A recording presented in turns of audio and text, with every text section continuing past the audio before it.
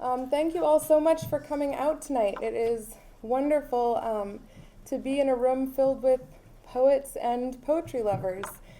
My name is Annette Frost. I'm the director of the Favorite Poem Project here at BU, and we are very happy to welcome you to the fall installment of the Robert Lowell Memorial Lecture Series. We have two wonderful poets reading tonight, as you know, Naomi, Shihab and Katherine, Hollander. So it's a very exciting night for us. For those of you who are very good at planning way in advance, the spring installment of this series will be on April 14th with poet Natasha Trethewey. So mark your calendars. And lastly, exactly 2 weeks from today, we will have the Hajin Visiting Lecture Series with special guest Viet Thanh Nguyen. So that is November 20th, 7 p.m. Mark your calendars twice. And that being said, I'd like to hand the mic over to Robert Pinsky, who will introduce the series. So thank you.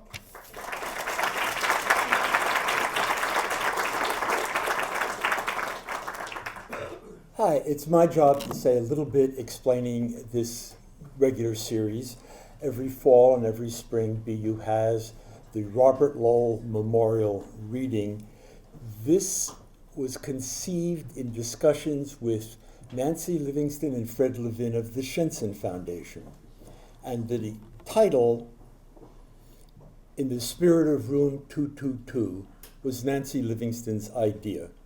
In room 222, across the street, Robert Lowell at Boston University taught a writing workshop in which the students included Anne Sexton, Sylvia Plath, and George Starbuck.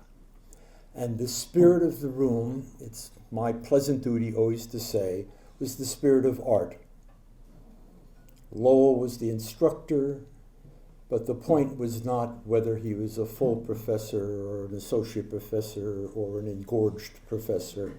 He was an artist talking to other artists. And for that reason, we devised this format where an alum of the creative writing MFA program, where we still teach the creative writing courses in room 222, an alum will give a very brief reading and then introduce our distinguished visiting poet. A thing I've learned and noticed increasingly how interesting the combinations are. This evening, I'm tempted to say that the word humanity is a kind of motif. And there's debate about what are the humanities and why do we need the humanities. Kate Hollander, the alum, is an historian, a professional historian, teaches at Colby at the moment. When she was a student here, you could already readily see that she was going to do very distinguished work by understanding how much poetry is made out of information and form. Her book, My German Dictionary, takes all of the beautiful and nightmarish qualities of languages, cultures, societies, delusions like race that become realities, functional realities, though they're delusions. She understands it from the inside, and as when she was a student here, understanding it in a way, for want of a better word, I'll call formally. What a great combination that is with the work of Naomi Nye. It'll be Kate's job to introduce Naomi after she gives her own reading. But again, the quality of information and content mutually humanizing with form gives this evening, I think, a very good character. So you will see. Here is Kate Hollander.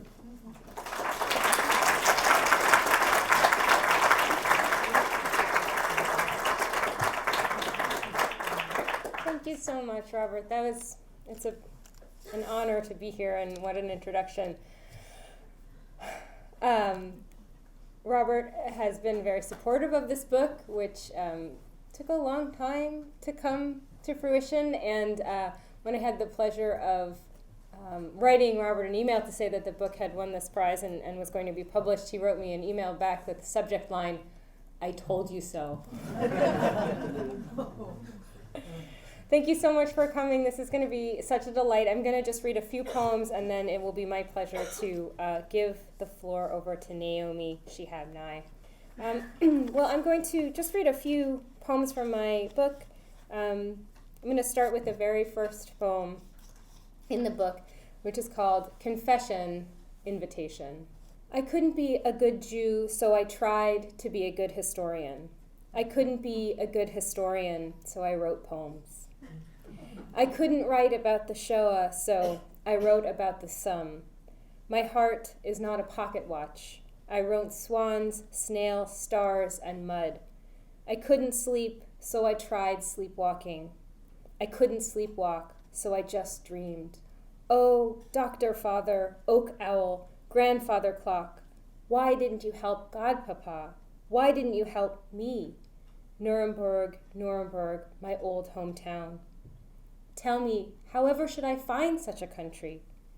I didn't love a nation, I loved an idea. I don't trust policemen, I don't look at stray dogs, I don't trust clocks. I am unpacking my library. Yes, I am. The good traveling coat has a fox fur collar and a fat gold tassel at the shoulder. Pull on it, and from the wide sleeve a little cedar ladder nudges out, ready to take you away. Putting aside the kind of impossibility of being a good Jew or not, this poem suggests that I kind of came to history and then to poetry, when in fact it was really the reverse. But sometimes in poems the truth kind of goes in the reverse order, kind of backwards.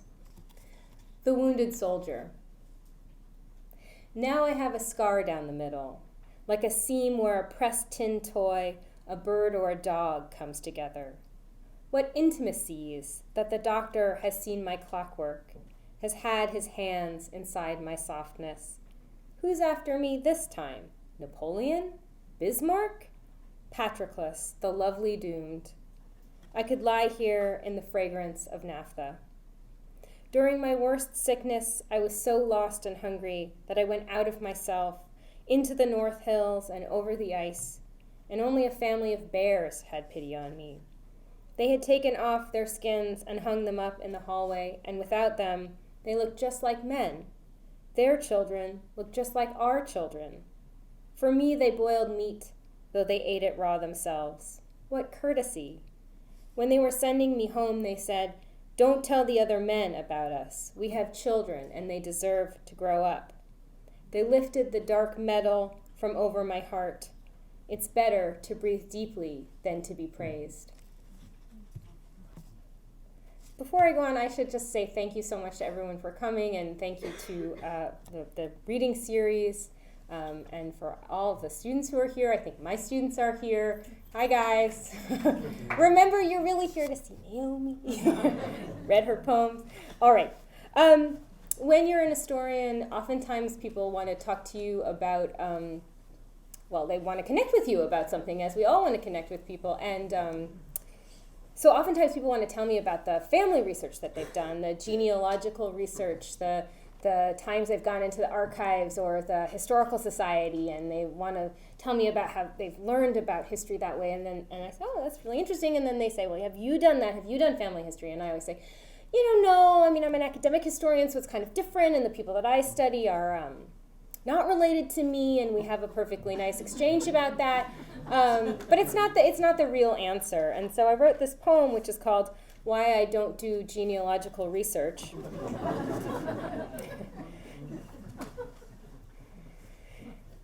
Why I don't do genealogical research.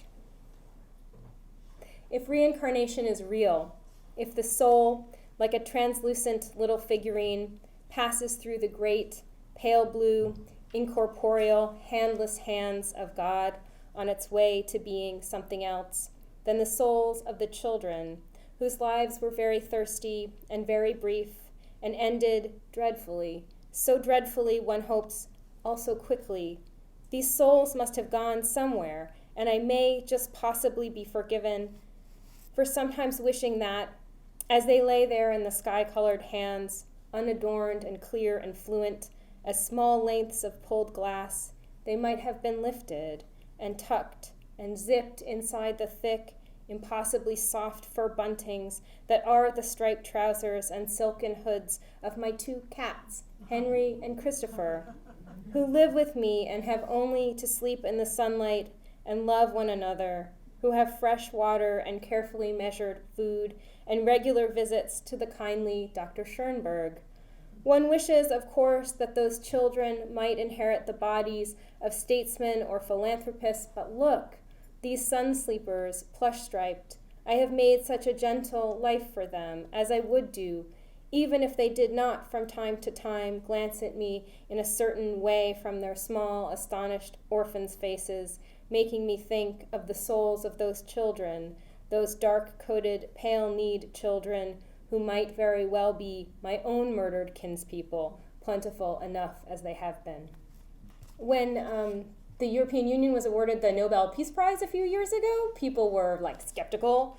But when you teach European history, you realize there's almost no time at all for anything but wars.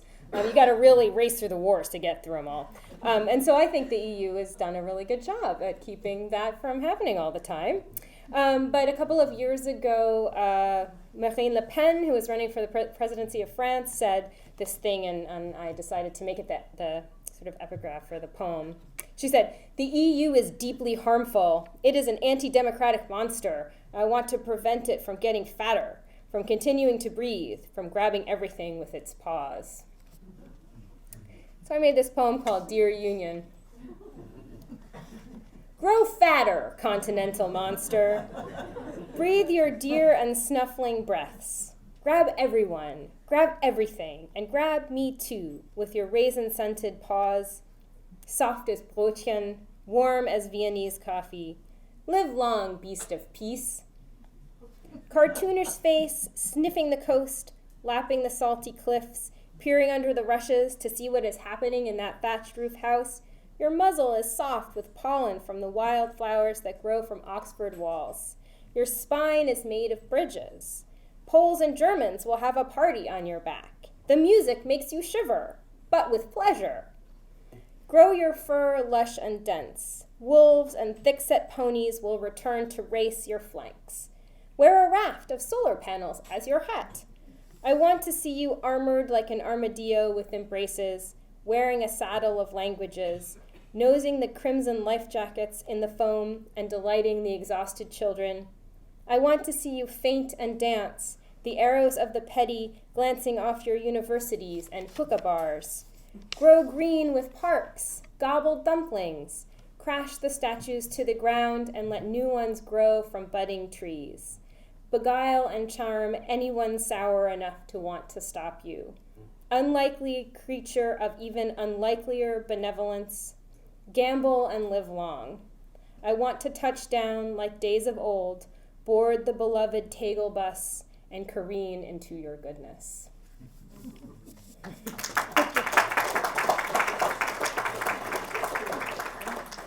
Thanks, guys. This is a sort of little diptych that I'll read just before I introduce Naomi.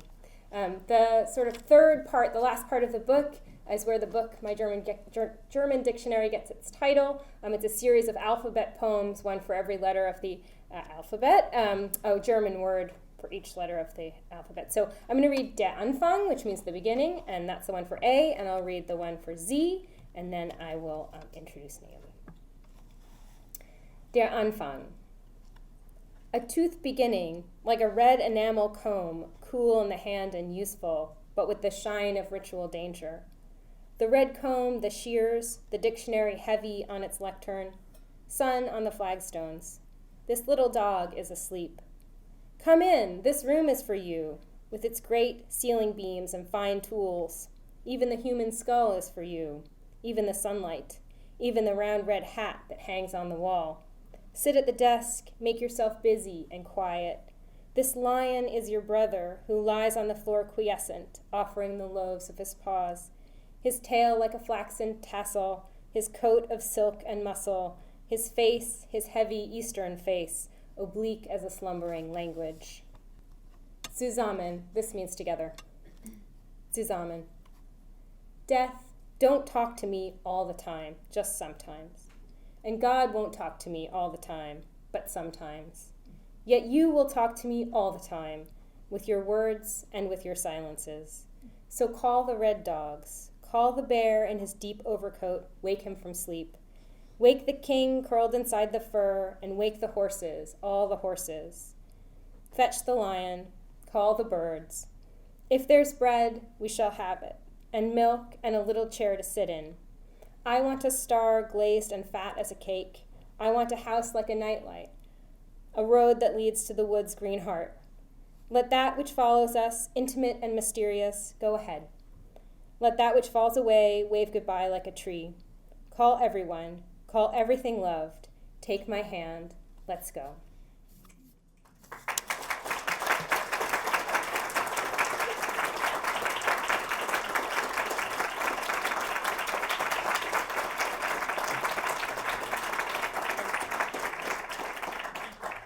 It's my pleasure to have the chance now to introduce Naomi Shihab Nye. So Nye's work came into my life in about 1996 when I was still in high school, and I had this wonderful English teacher who consented to lead a poetry workshop for us outside of school. And we would meet and we would talk about our poems, and then she would read to us from poets that we'd never heard of before. And this is how I first heard Naomi's poem, The Yellow Glove, which was a revelation to me. Maybe you know this one. I remember the line, I was small, like everyone. Life was a string of precautions, the first of which is, don't kiss the squirrel before you bury him. And I had a moment with this poem where I thought, like, you're allowed to write like that? It was astonishing. And the strangest thing was that inside that thought was two thoughts that seemed kind of contradictory. One was, I've never read anything like this. This is totally new and astonishing. And the other was, this feels familiar because it feels like a voice I have inside me too. And I think all of the literature that speaks to us the most vividly kind of gives us those thoughts. And the adventure of that glove, the child who loses and then finds that yellow glove, stayed with me for a long time. It still stays with me. About 20 years later, in 2017, another of her poems lifted and reached me in a similar way. I was in my first full-time academic teaching job in Connecticut. And some of you know that in my work as an historian, I write about a group of refugees, people who are intellectuals and artists in exile from the Third Reich in the 1930s and 40s, fleeing across Europe, trying to get to the United States. And spring semester was just starting, and the so-called Muslim ban came crashing into the news. And all of these flights to the U.S., which were carrying refugees, were not taking off, except for one flight, which was the Lufthansa flight from Berlin to Boston. And this went straight to my heart because Berlin is one of the places I do my research, and that flight from Tegel to Logan is my flight. And it's always an emotional flight because I'm leaving a place I love, but I'm going home. And I read in the news that this flight was still running. Lufthansa said, we're going to run those flights. And people in Boston were coming to the airport with flowers and signs to welcome the people getting off the plane. And I couldn't go to the airport because I was in Connecticut and I didn't have a car and I wasn't anywhere near public transportation. I didn't know anyone. And I'm trying to write this book about these refugees fleeing Hitler across Europe, and I'm just weeping, and I'm on and off all day, just miserable, and I sort of don't know what to do. And then this poem starts to go around Facebook and be emailed from friend to friend, and it was Naomi's poem about the Albuquerque airport, which I knew, and maybe you know, and I had known this poem before, and I read it before, but now it meant so much more to me. In this poem, an airport is transformed into a kind of homey utopia when the speaker comes to the aid of an Arabic-speaking woman, a Palestinian woman, who doesn't understand that her flight is only delayed and not canceled. Starting with their connection and then blossoming outward, the gate becomes a place where strangers share cookies and apple juice and moments of trust, simple happiness and connection. This is the world I want to live in, the poem proclaims, the shared world. And the poem says more. This can still happen everywhere. Not everything is lost. For me in that moment, that poem was very simply what Nye says of the yellow glove in the first poem I mentioned, part of the difference between floating and going down. Nye's poems have been that for me for a long time, and it gives me great pleasure to thank her for that and to give her the floor now.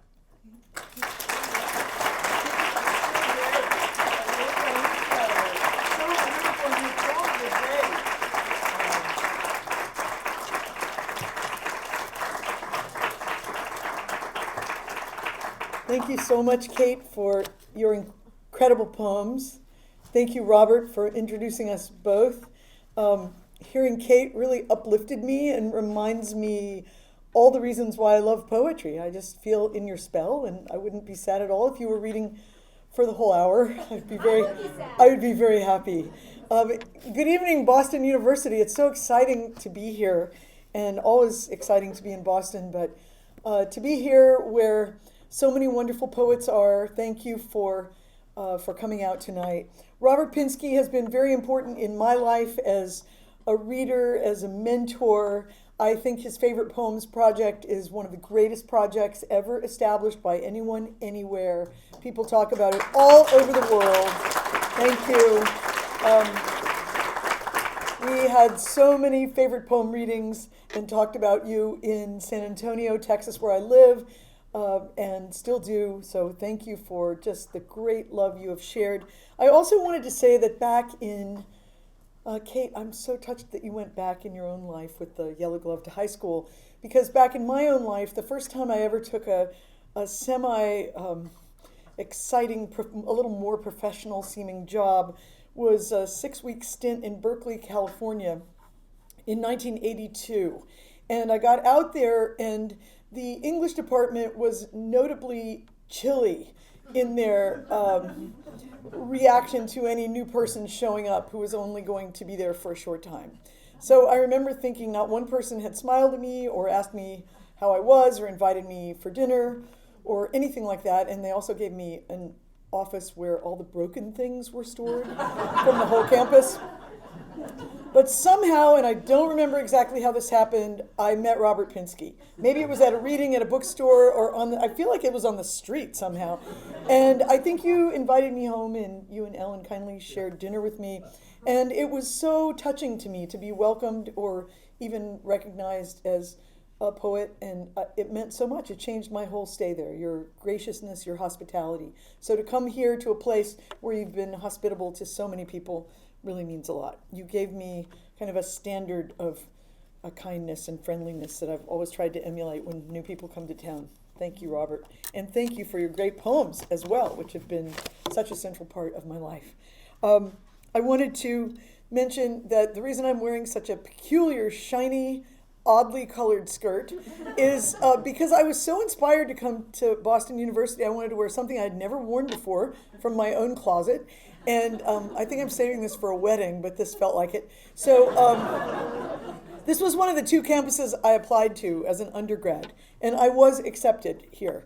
And that meant a lot to me. I was living in San Antonio, Texas, and I ended up going right down the street to Trinity University because it was closer and probably cheaper because I could live at home.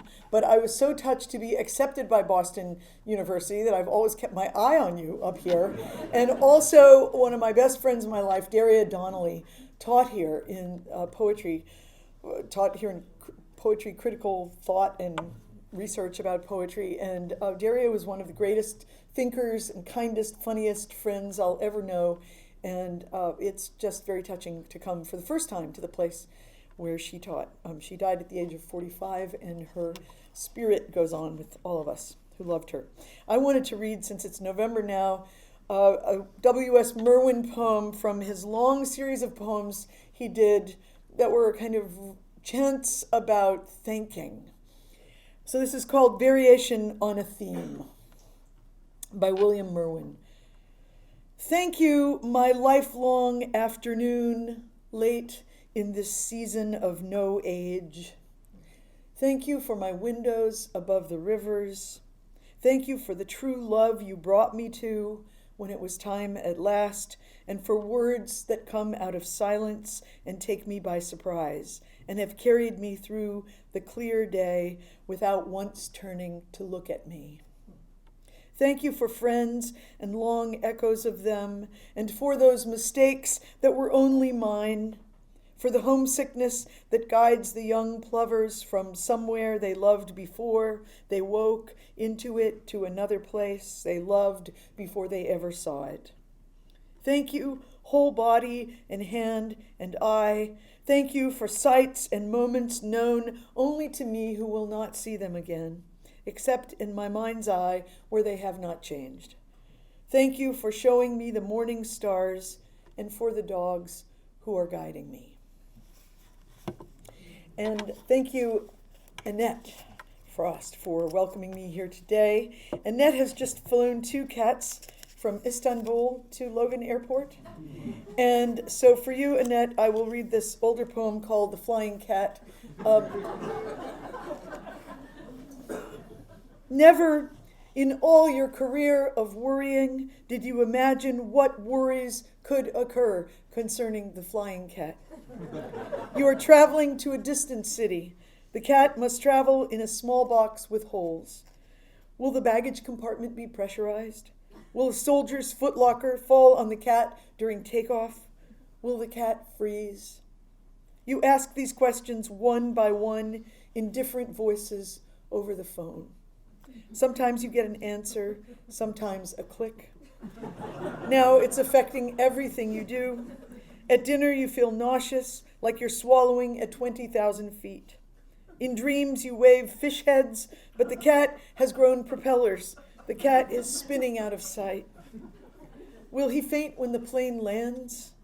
Is the baggage compartment soundproofed? Will the cat go deaf? Ma'am, if the cabin weren't pressurized, your cat would explode.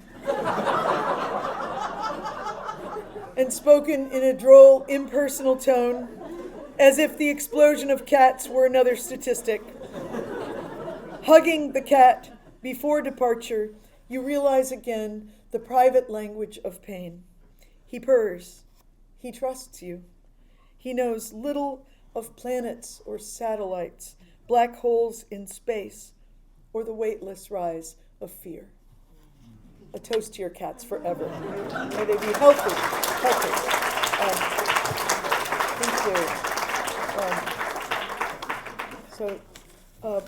I'm really excited to read your whole book, Kate, because I love the title, My German Dictionary, and having heard the poems, they pull me in. They pull me into that way where you want to just be with every single page that's in the book.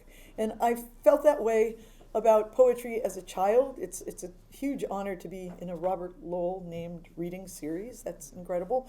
But that feeling that you could enter into a space that someone had lived in and be fed and fortified is really something that that we're so lucky to have as readers of poetry.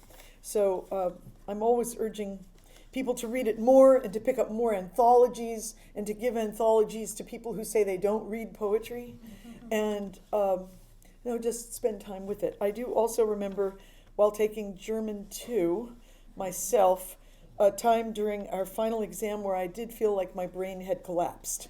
And so I need a book called My German Dictionary in hand right now. I'll read 3 recent poems.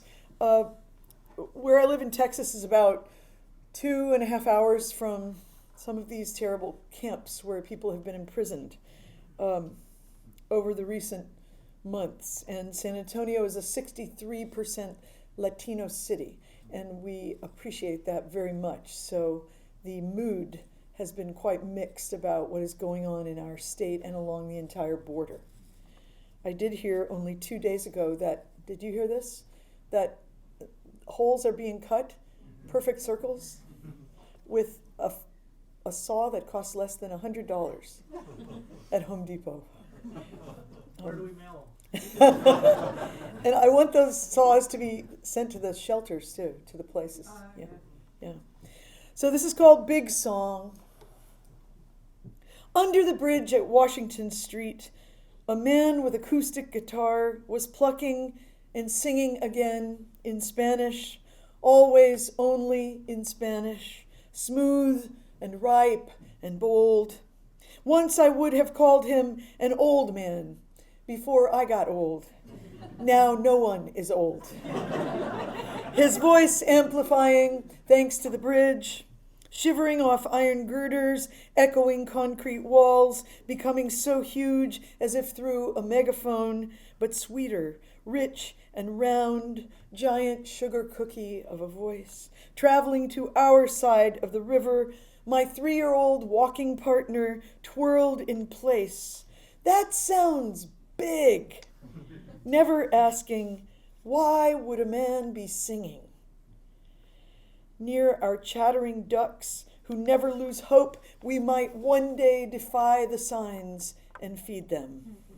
River reeds, blooming bells of Esperanza, only a few hours from camps of wire and concrete, thin mattresses, aluminum foil sheets.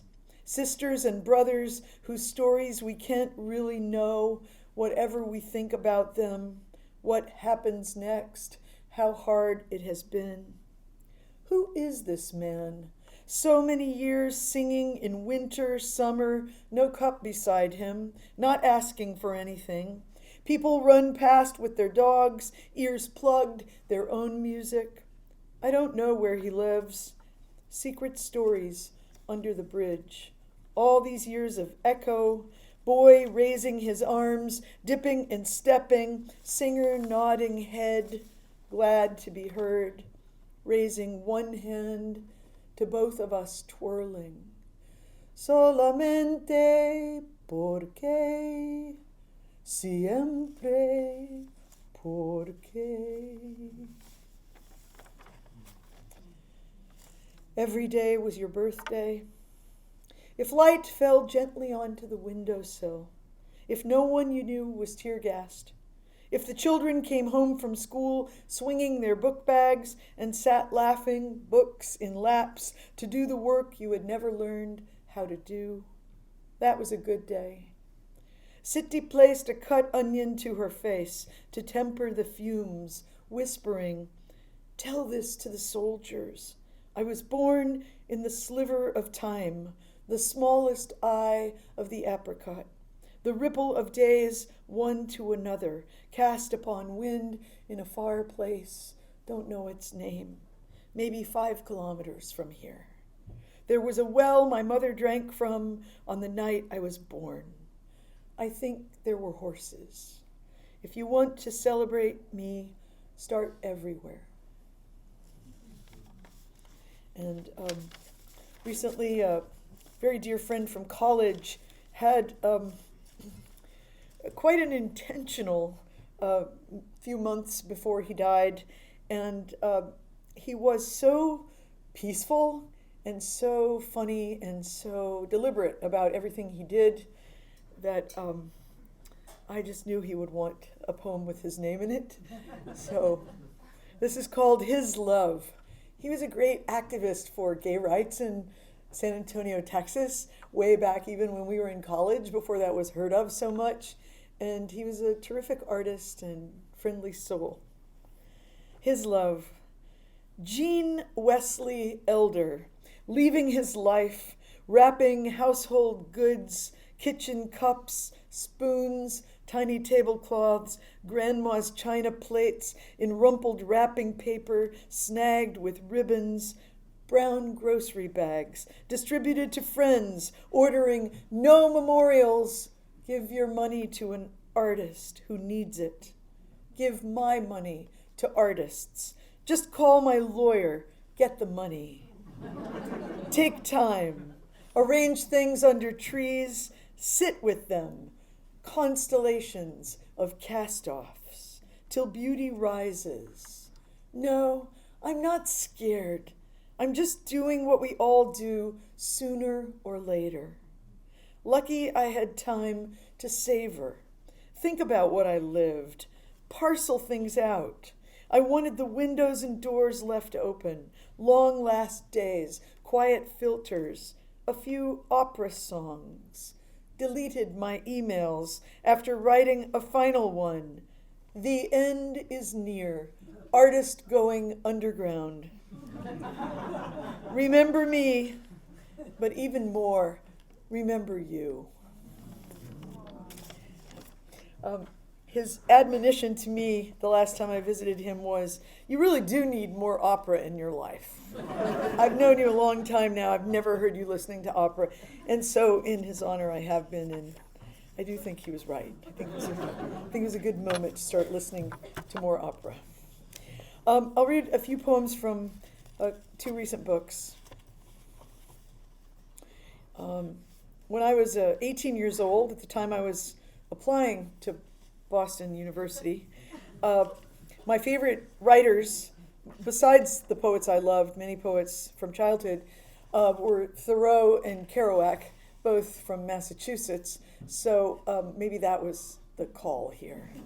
But this was written in response to an email from a girl in Robert Creeley's high school outside of, what's the name of that town outside Concord, where Robert Creeley went? Acton. Yes, Acton, thanks. And so after I visited that school, I had an email, and the first 3 lines of this poem are from the email. And that's often, in those of us trying to grapple with the call of answering email versus the daily writing time, just try answering a few emails in poem form, and then you'll kind of merge the two things. To manage, she writes to me, I can't sleep because I'm 17. Sometimes I lie awake thinking, I didn't even clean my room yet. And soon I will be 25 and a failure. And when I am 50, I write her back slowly, slow. Clean one drawer, arrange words on a page. Let them find one another, find you. Trust they might know something. You aren't living the whole thing at once. That's what a minute said to an hour. Without me, you are nothing. Thanks. And this summer I was visited by a person I hadn't seen since elementary school, and we reminisced about second grade, the most memorable year in both of our entire academic educations, but for completely different reasons. And that was so interesting to hear what he remembered about our second grade teacher was completely different from what I remembered and treasured. But we both remembered this person in the poem, and we've now committed to going and finding him together. Bully. One boy in our grade school was considered a bully, muttering rude insults under his breath, tripping girls as they walked to their desks. He bothered everyone equally, shook his shaggy blonde hair when teachers called his name. My mom, hearing the tales, decided he was lonely. No one ever played with him. In those days, bullies weren't popular, and committed me to attending a children's Christmas party with him in the basement of a Methodist church. Somehow she arranged this plan with his mother as they waited for us by the schoolyard. Impressive, he had a mother who waited. He seemed like a person who sprang from a forest, growling. My parents argued about the Christmas party every night before it happened. Daddy said Mom was sacrificing me to her idealism. He kept calling it my first date. I was only interested in what people did in basements of churches and what I would wear and would there be cake. Since we ate no sugar at our house, idealism, I dreamed of meeting sweets everywhere else. The night of the party, Bully wore a suit and striped tie. He didn't growl. It was his church, but he didn't seem to know anyone. I stood in my puffed pink icing of a ruffled dress by the cake table and watched him. He skulked around as the choir sang Christmas songs, looked embarrassed when Santa appeared. I talked to him anytime he came near. Would you like some cake? I don't recall him bothering me again at school for the rest of our years. So, once in Jerusalem, I was astonished to be addressed on a street corner by name and invited home to breakfast. And the moment I turned, I realized it was Yehuda Amichai. And I couldn't imagine how he had recognized me. And then I realized I was such a fool. I was still wearing my name tag from the conference I was attending, which he was not attending, but my luck to have that on at that moment. So we had quite an amazing meal, and later it was only the fact that I had a book of his in Hebrew signed to me that got me through Tel Aviv airport in a very difficult little encounter there, which is common for Arab Americans going through Tel Aviv airport. Double peace for Yehuda Amichai. This has a Yiddish proverb at the top. If I try to be like him, who will be like me? Not for him and his people alone, but for all who loved that rocky land. Everybody, everybody, sing it. No chosen and unchosen, but everybody chosen. Sing it. All families living under tiled rooftops or flat roofs with strung clotheslines, t-shirts, bed sheets, flags of surrender. I show you my cloth. I live the way you live. All the cousins, second cousins, extra cousins, unknown cousins. No choice. Everyone a cousin. Peace better than hurtful moves. Better, better, sing it. Not rain that fell on a few houses only, not sun that shone on a few favored yards, not air in small containers only for some lungs. Double peace multiplied, outside, inside every ancient space, every sleek new room with tall windows. Peace for sheep and goats grazing in meadows, they already have it. Peace for buckets waiting on doorsteps, peace in brown eggs lined on counters waiting to be cracked, peace in skillets and spatulas. We met at a corner, went to his home for breakfast. He said, I would never have taken your father's home. I could never have lived in a stolen Arab home.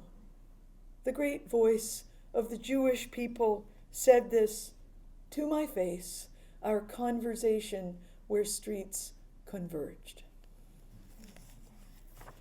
We could actually see my father's home that had been lost in 1948 from Amichai's window. And he was very, very moved and very upset by this. And my father was very touched by the story later. This poem was written in the town of, after being in Greensboro, North Carolina, where they have a project there started by a Palestinian professor of English, Dr. Dia Abdo. I don't know if any of you have heard of it here, but it's called Every Campus a Refuge. And the idea being that campuses usually have a few extra rooms somewhere, like that one I was thrown into in Berkeley, where you could welcome a refugee family and keep them for a few months until they get steadier on their feet. And because of all the great people studying many things at a university campus, they could be helped by all the expertise of the students to integrate themselves into the community. Anyway, this wonderful project, Every Campus a Refuge, is there, and she founded it, and I hope it's known about here. But I was touched by the generosity of students, writing students on that campus. It's also the campus where Sherwood Anderson's grandson has given a great legacy to welcome many students from other countries who wouldn't be able to go there otherwise, and also students from the United States who wouldn't be able to go there. So I was receiving so many books of poems that I needed to send this thing. In transit, I mailed a package to myself. It never arrived. Months later, wondering what it contained. The package was oversized. I paid extra. Mailed it from a place under trees. Surely shade and sunlight was in the package. Mailed it from a place compassionate to refugees. Unopened envelopes inside the package. Poems from students hoping for response. How do we answer without knowing who they were or what they said? This is why you must smile at everyone, living and dead, everywhere you go. You have no idea what has been lost in transit. And thank you for your nice voices out there. That little nice hum. And this is called Before I Was a Gazan. I was a boy, and my homework was missing. Paper with numbers on it, stacked and lined.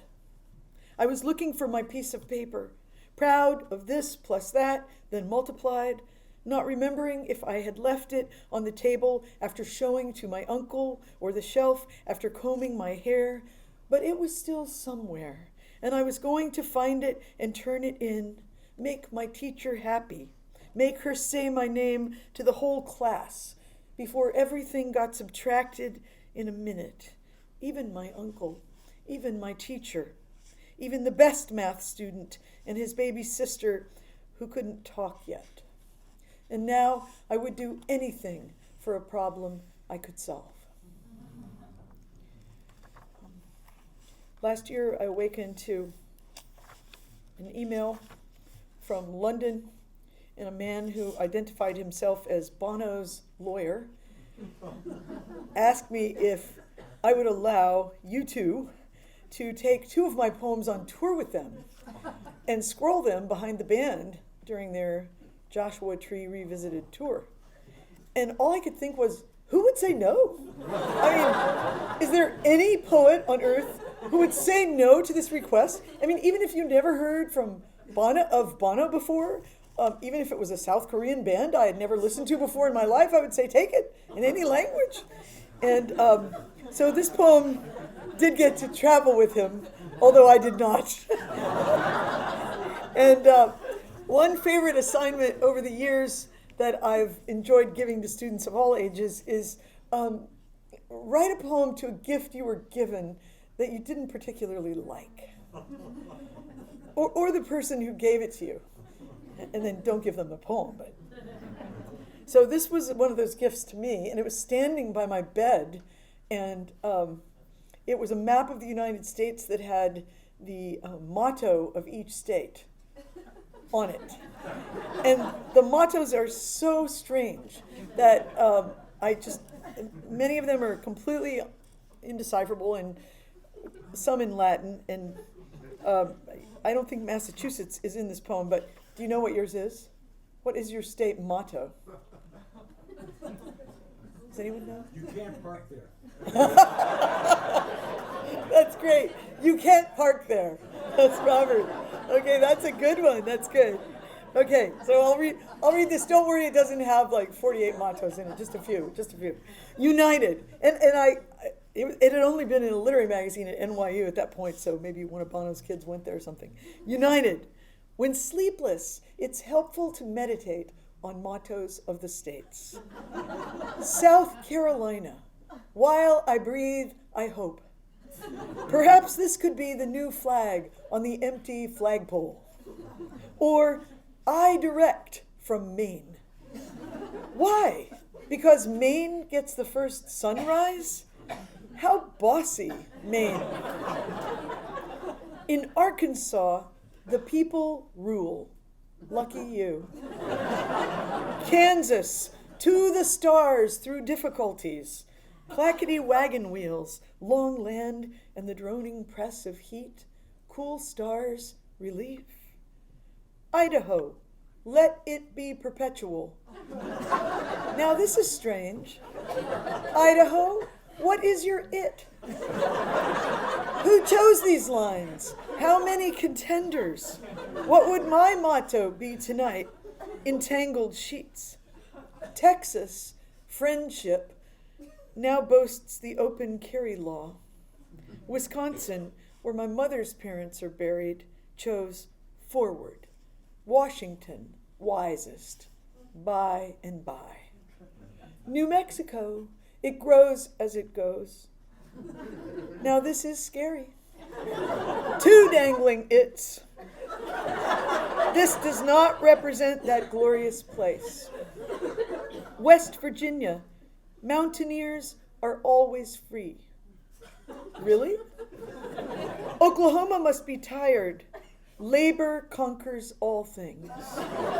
Oklahoma, get together with Nevada, who chose only industry as motto. I think of Nevada as a playground, or mostly empty. How wrong we are about one another. For Alaska to pick north to the future seems odd. Where else are they going? Thank you. Thanks. And you're so sweet. Thanks. Advice. Now, these are some from The Tiny Journalist, my most recent book. Advice. My friend dying said, do the hard thing first. Always do the hard thing, and you will have a better day. The second thing will seem less hard. She didn't tell me what to do when everything seems hard. I think you mentioned an you probably said it right, armadillo? I always say armadillo, although I live in a Spanish-speaking town, so I have to bring him in too. Exotic animals, and this is a very common question I'm asked in the Middle East. Children are fascinated by armadillos. That's one thing they would most like to see in the United States. Exotic Animals Book for Children. This is a vintage 100-year-old book I have. Armadillo means little armored one. Some of us become this to survive in our own countries. I would like to see an armadillo crossing the road. Our armor is invisible. It polishes itself. We might have preferred to be a softer animal, wouldn't you? With fur and delicate paws, like an African striped grass mouse, also known as zebra mouse. The hero of this book, or heroine, is Jana Ayad, who is now 13 years old. And she lives in a village in the West Bank, a Palestinian village. And she is describing herself as the youngest journalist since she was 6. And she took a U.S. speaking tour this summer at the age of 13. She has started a nonprofit organization for children's education in the West Bank. She's a very compelling young girl. And I've never met her, but her voice reminded me of my father's voice, reminded me of the generations in between my father and Jana, and the time that I lived in Jerusalem as a teenager. And so she inhabits the first half of this book. And sometimes we think about all of the things in the world that we wish were obsolete by now, and I'm always wishing that the trauma in Palestine and Israel were obsolete by now, and that people had figured out something better to do. And it certainly seems like they could have, with all of the great model projects that go on, everything from Neve Shalom Village to Seeds of Peace and Hand-in-Hand schools, and Daniel Barenboim and his friend Dr. Edward Said, just all the many, many projects of connections through music and culture, circuses, education. But somehow the money and the weapons and the power and the domination continue to rule. So people suffer a lot. And even today, wishing that this were all obsolete, I was reading these odd 2 stories side by side in the New York Times. The 92-year-old who saved Jews in 1943 is honored, and the Israeli court expels human rights worker, citing anti-boycott law. Back-to-back stories. And when you think about these things and the tragedy of them, here. So this is a poem called Jana. At 7, making videos. At 10, raising the truth flag. At 11, raising it higher. Traveling to South Africa, keffiyeh nodded on shoulders, interviews in airports. Please, could you tell us? Gazing into a camera can be a bridge, so you stare without blinking. People drift to the sides of the film, don't want to be noticed, put on the spot. You know the spot is the only thing that matters. What else? Long days, tired trousers pinned on roof lines, nothing good expected. It's right in front of me. I didn't go looking for it. We're living in the middle of trouble. No reason not to say it straight. They do not consider us equal. They blame us for everything, forgetting. We are made of bone and flesh and story. But the big guns come into our faces and our front doors and our living rooms as if we are vapor. Why can't they see how beautiful we are? The saddest part, we all could have had twice as many friends. And my friend Ed Hirsch and I have always wanted to go on a speaking tour of just, Arab and Jewish writers together who think of many of the same things. So I'll just read 2 more poems, and thank you for your kind listening. And this was written after hearing a very disturbing story about how many consulates and embassies in the United States around the world, but belonging to the United States, were not populated at this moment. And so this is called You Are Your Own State Department. Each day I miss Japanese precision, trying to arrange things the way they would. I miss the call to prayer at Sharjah, the large collective pause, or the shy strawberry vendor with rickety wooden cart, single small light bulb pointed at a mound of berries, in one of China's great cities before dawn. Forever I miss my Arab father's way with mint leaves floating in a cup of sugared tea, his delicate hands arranging rinsed figs on a plate. What have we here? Said the wolf in the children's story, stumbling upon people doing kind small things. Is this small monster one of us? When your country does not feel cozy, what do you do? Teresa walks more now to feel closer to her ground. If destination within 2 miles, she must hike or take the bus. Carries apples, extra bottles of chilled water to give away. Kim makes 1 positive move a day for someone else. I'm reading letters the ancestors wrote after arriving in the land of freedom, words in perfect English script, describing gifts they gave one another for Christmas. Even the listing seems oddly civilized, these 1906 Germans. Hand-stitched embroideries for dresser tops, bow ties, slippers, parlor croquet, gold ring, pretty inkwell. How they comforted themselves. A giant roast made them feel more at home. Posthumous medals of honor for coming, continuing. Could we do that?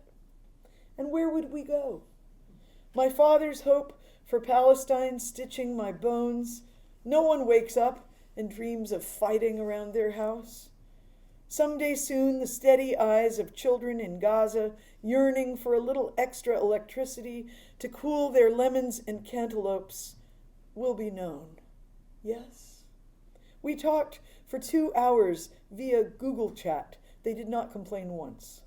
Discussing stories, books, families, a character who does what you might do. Meanwhile, secret diplomats are what we must be.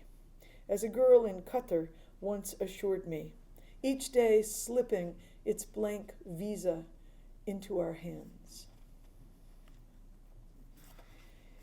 And thank you for your listening. It's very exciting to meet someone tonight in the audience, Nick, whom I haven't seen since he was in elementary school in San Antonio, Texas, and to know that he's really writing poems, publishing books. It's just so thrilling. And thank you all for coming out and being so gracious. So this is called Mediterranean Blue. And on a happy note, I want to say I had a great chance to visit a lot of the refugee resettlement, they were called that, centers in the United States, and work with students and adults in some of them. And in San Antonio, we have quite a large number, and I visited one school repeatedly where they have 38 countries represented in that school and 30 languages spoken in the school.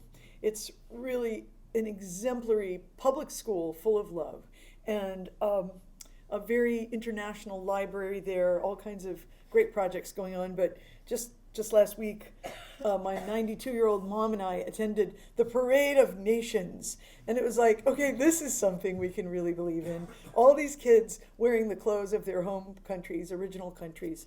The largest number of kids are from Afghanistan and Iraq, and marching and singing and telling little factoid details about their own countries that they think the other children would be interested in the whole school. It was just such a happy day.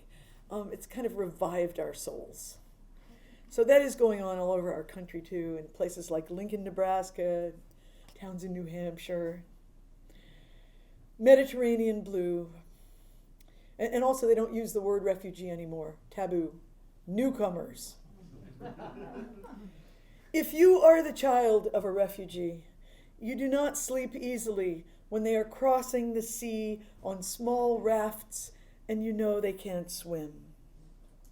My father couldn't swim either. He swam through sorrow, though, and made it to the other side on a ship, pitching his old clothes overboard at landing, then tried to be happy, make a new life. But something inside him was always paddling home, clinging to anything that floated, a story, a food, or face. They are the bravest people on earth right now. Don't dare look down on them. Each mind a universe swirling as many details as yours, as much love for a humble place. Now the shirt is torn, the sea too wide for comfort, and nowhere to receive a letter for a very long time. And if we can reach out a hand, we better. Thank you all. Thank you, Bob.